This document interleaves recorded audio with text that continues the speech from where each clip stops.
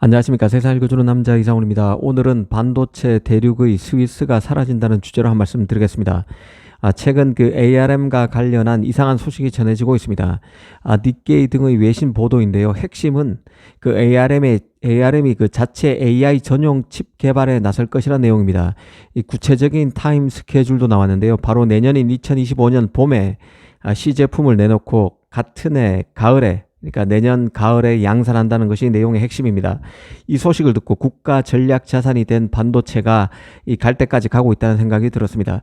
이 사실상 반도체 플레이어에겐 일종의 금기사항처럼 여겨졌던 그 신사협정, 일종의 신사협정이 국익 앞에서 사라지고 있고 네 편 내 편의 이분법 속에서 스위스와 같은 중립지대가 사라지고 있다는 생각입니다.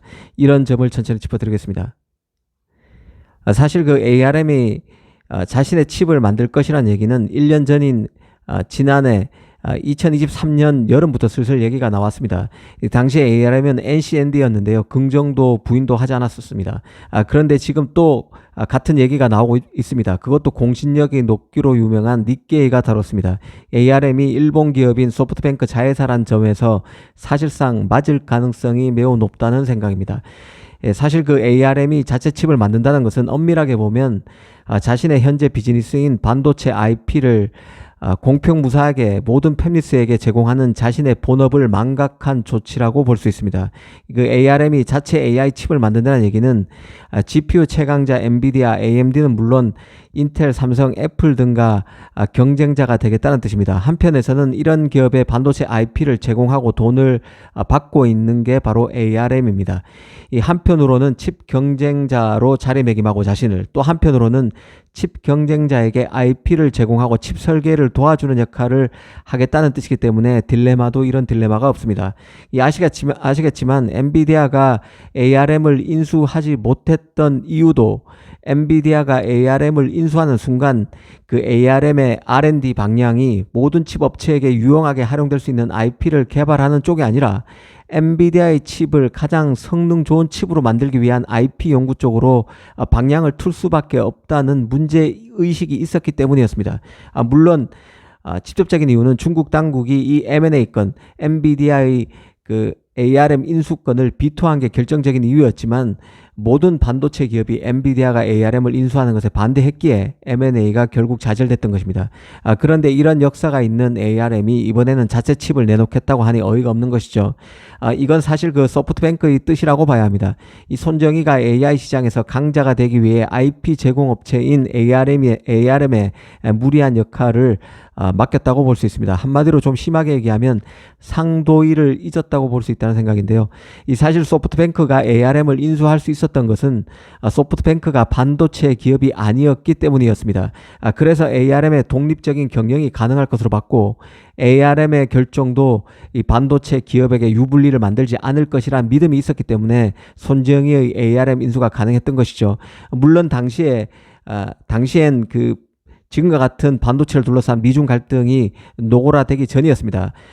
소프트뱅크의 ARM 인수가 가능했다는 게 사실상 가능할 수 있었던 것도 이런 갈등이 지금 현재 빚어지고 있는 것과 비교하면 사실상 없는 수준이었기 때문에 그 소프트뱅크가 인수가 가능했었던 것이죠. 요즘 같은 분위기라면 소프트뱅크의 ARM 인수는 애시당초 가능하지도 않았을 것으로 저는 보고 있습니다.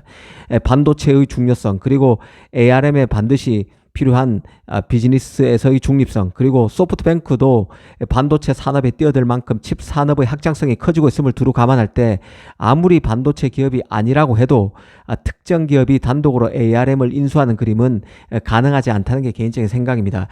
옛날이었기 때문에 가능했다는 얘기죠.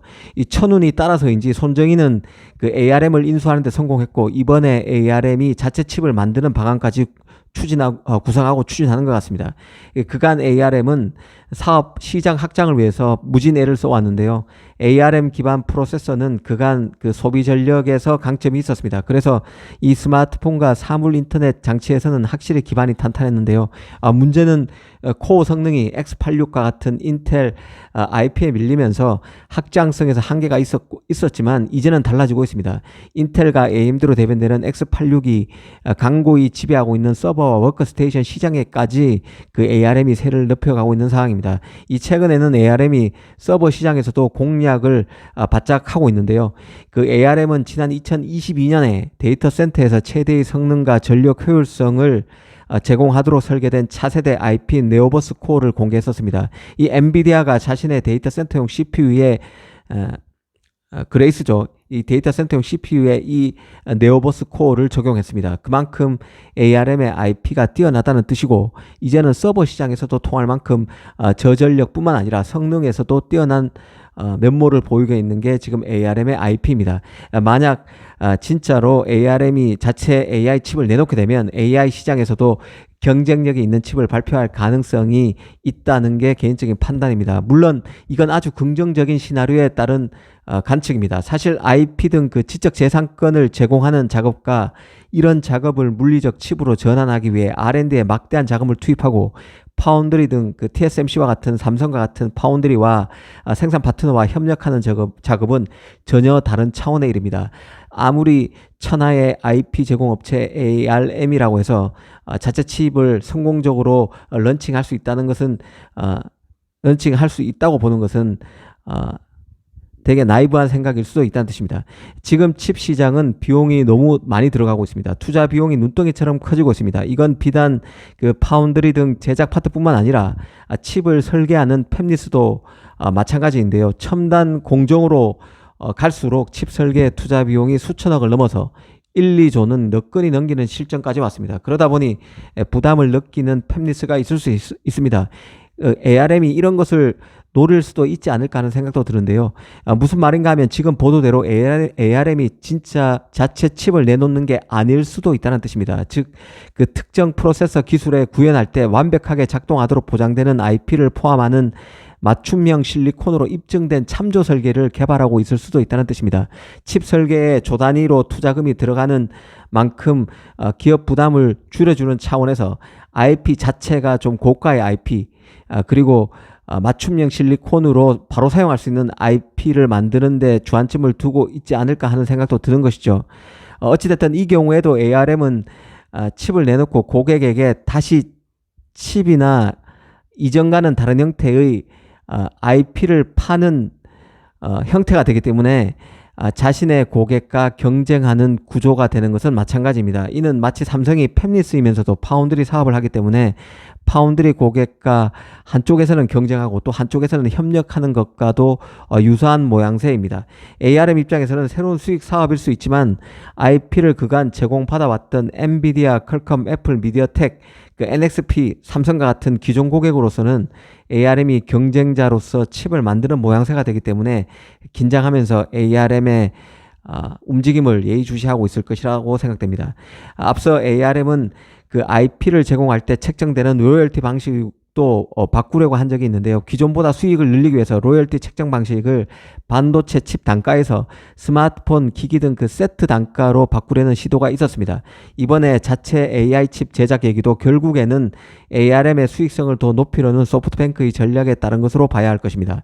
앞으로 ARM의 움직임에 따라서 ARM의 대척점에 있는 리스크5와 같은 다른 명령 집합 아키텍처를 채택하려는 경향이 더 강해질 수도 있을 것으로 봅니다. 오늘은 ARM이 자신의 자체 AI 칩을 만들 것이라는 소식의 배경을 한번 뜯어봤습니다. 감사합니다.